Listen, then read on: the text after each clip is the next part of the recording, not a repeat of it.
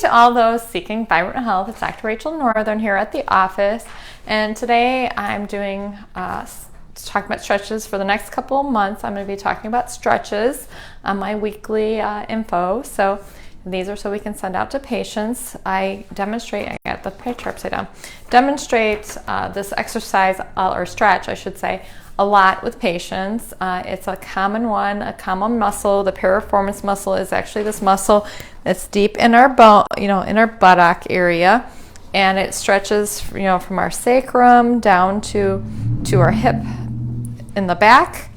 And the sciatic nerve actually goes underneath this muscle. So sometimes people think they have sciatica, and actually it's a piriformis syndrome, they call it, where this muscle got so tight instead of the bone actually rotating and causing pressure on the nerve, it's actually the muscle that's super tight.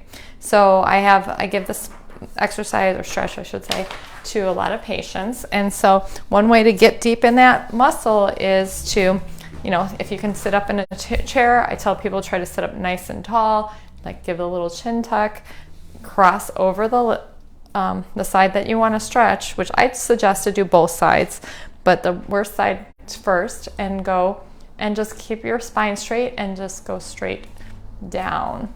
Don't do this curling. That might feel good, but that's not really good for your diaphragm, and it's crunching in there. So I'd rather you try to tuck your chin, and then try to keep your spine as straight as possible and lean over it.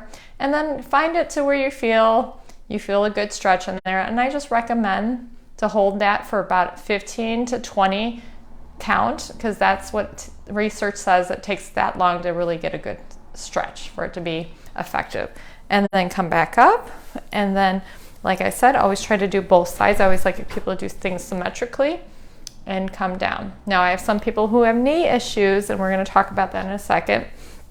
So there's another way you can do this stretch and maybe even get deeper, is you can actually lay down on a bed or on the floor, and you can, one way you can do it laying down if you have long enough arms like I do, and then bring that leg up and pull, and that way you're keeping your back straight, and you can maybe get that a little deeper. If you have knee problems, you can stack the legs like this and then do it, so that way maybe you don't want to put pressure on your knee. If you don't have long enough arms like I do, I tell people you can go ahead and loop like a dish towel or a regular towel behind you, and then pull that way.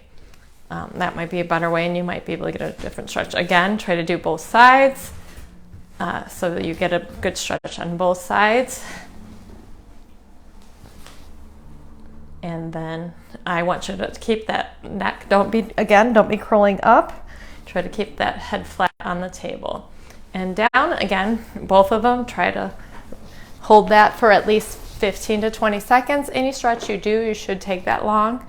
And thanks for watching.